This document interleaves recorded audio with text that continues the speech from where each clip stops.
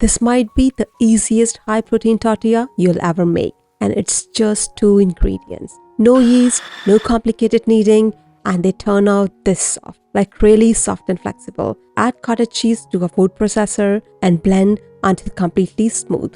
You want it creamy with no lumps because that's what gives these tortillas that soft, even texture.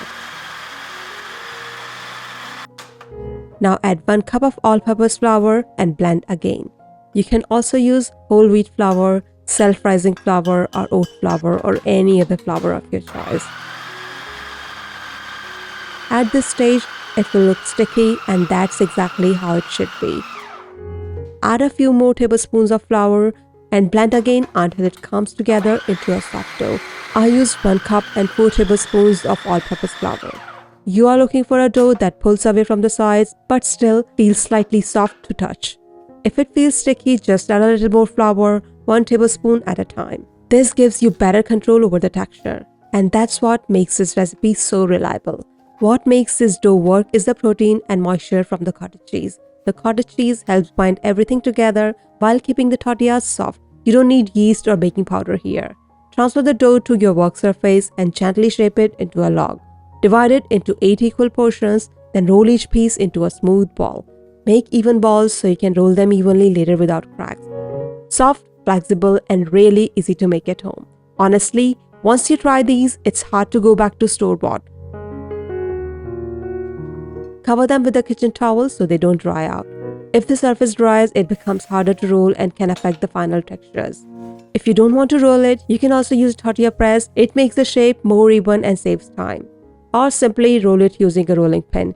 Take 1 dough ball and lightly dust it with flour. Roll it out into a thin circle. It doesn't have to be perfectly round. What matters more is even thickness so it cooks evenly. Aim for a thin, even tortilla so it cooks properly.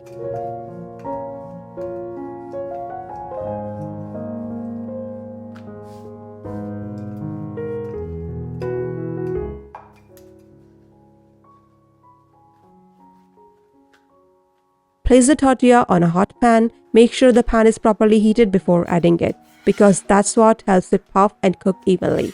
Once bubbles start to form, flip it. Cook until you see golden brown spots on both sides. That puffing is exactly you want to see. It means the inside is soft and cooking properly. That's when you know you got it right. If it doesn't puff up completely, that's perfectly fine. These tortillas would still taste good. Remove it and keep it covered in a kitchen towel. This simple step traps steam and keeps the tortillas soft and flexible. If you skip this, they can dry out and turn slightly firm. Now check this out. Hold it, press it, and it stays soft without breaking. That's exactly the texture you want in a good tortilla. You can see how soft it is from the inside and it doesn't crack at all. That's the beauty of this 2-ingredient high-protein dough. And this is where it gets really good.